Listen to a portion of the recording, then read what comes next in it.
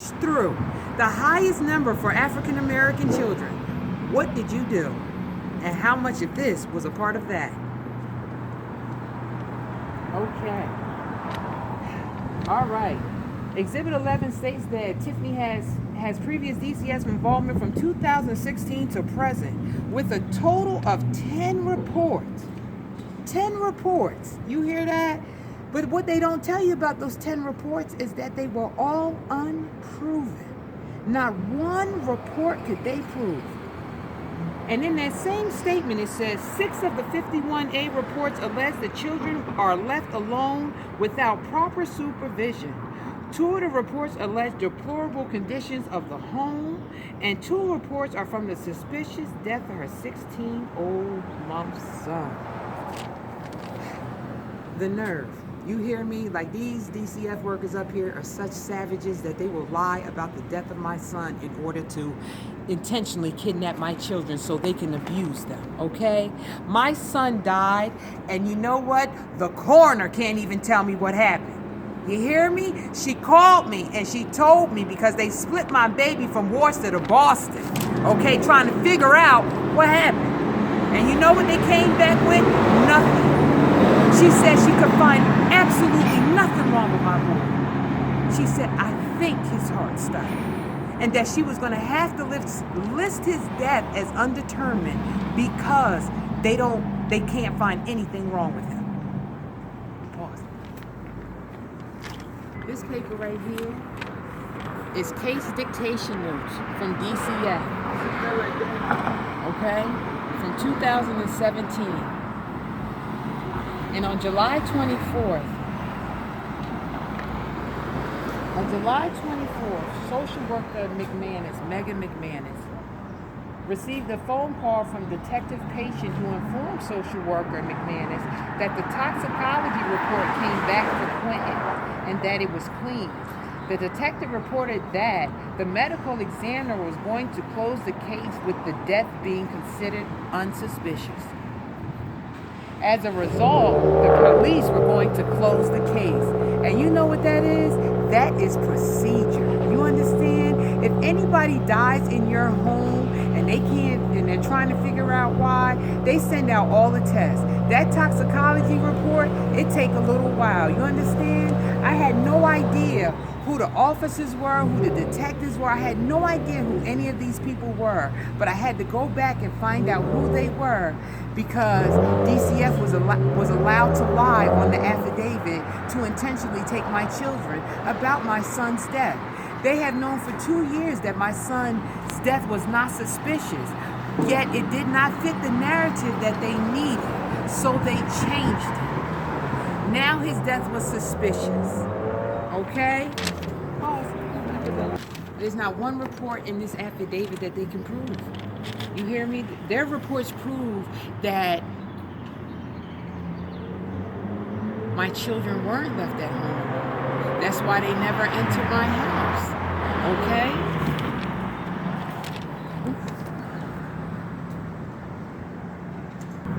Okay. And like I said, the sick man, they knew my son's death wasn't suspicious, so they changed the narrative so it could fit. They changed a few words so it could fit their narrative. Okay, and it says, of concern is that Tiffany continues to allow her children to be left at home alone in deplorable conditions without proper supervision, despite losing a child last year. Now you hear that? In 2 of these statements, they said deplorable conditions, and we just read that report, right?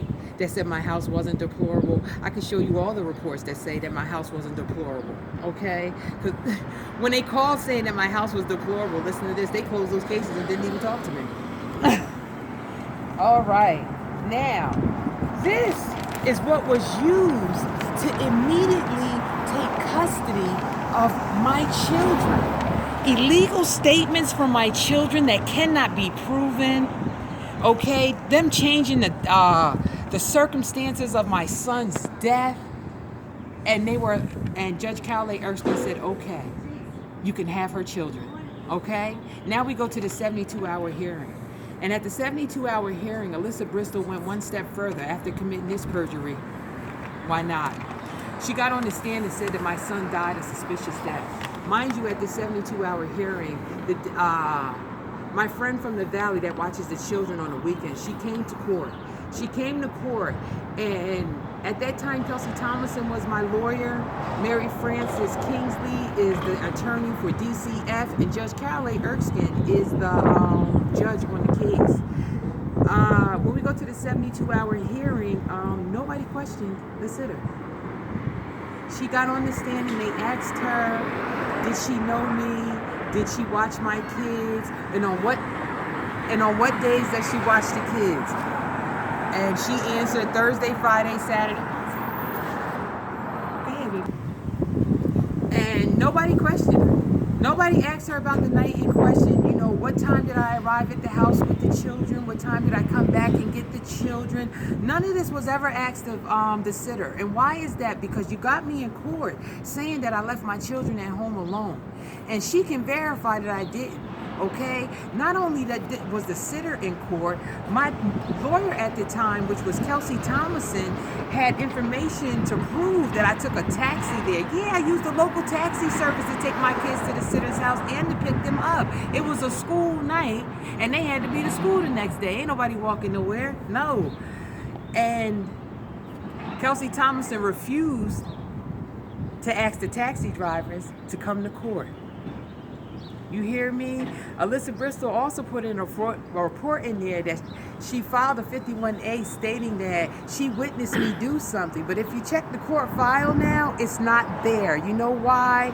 Because transportation provided a GPS record that showed that the report that she filed was an absolute lie. And because I proved it was an absolute lie by October 9, 2019, courtesy of Mary Louise Gamache, it was removed from the court file. What was it? And like I said, when I reported that Alyssa Bristol, like I said, I proved that report was false, and by October 9th, courtesy of Mary Louise Gamache, the ombudsman at the Executive Office of Health and Human Service, 11th floor, Ashburton Place of the Attorney General's building. Yes, I started talking to her in August. Oh my God. And she knows about this report. The undersecretary knows about this report. They know about this false, fictitious, fabricated affidavit, and they also have a copy of that of the security footage that shows that DCF, they just write what they want to write and write narratives to fit, so they could just take your kids like they did with mine. They just took my kids, and they can't prove I did nothing wrong. They can't prove I did anything wrong. All their reports prove is that I didn't do anything wrong. And like I said, when I got to court on that 72-hour hearing, you saying I left my kids at home alone at night, yet nobody questioned the sitter?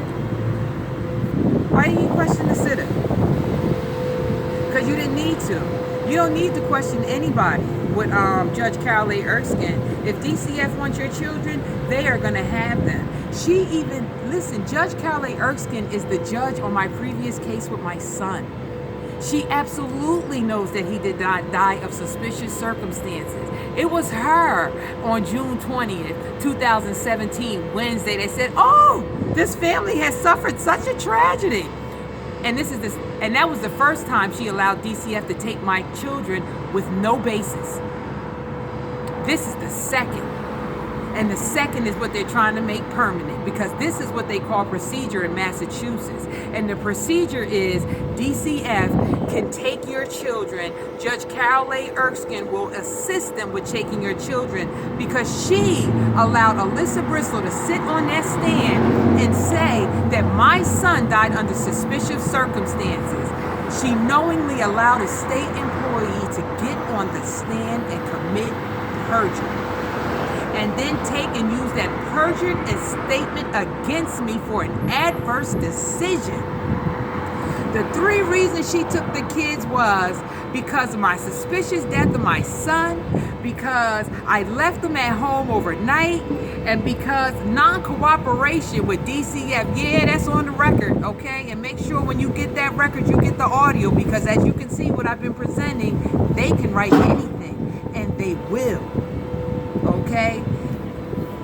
Listen to this. They are kidnapping children out of Worcester, Massachusetts. These people have kidnapped my children. DCF Supervisor Alyssa Bristol, Patrick Brink,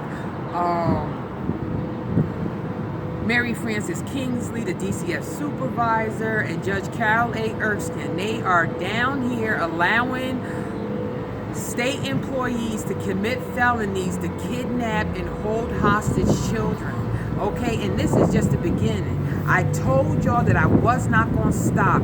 Give me back my sons, you predators, because that's what you are. They are predators, preying on our children to give them to people in Oxford, like the Boldens, to abuse them for decades.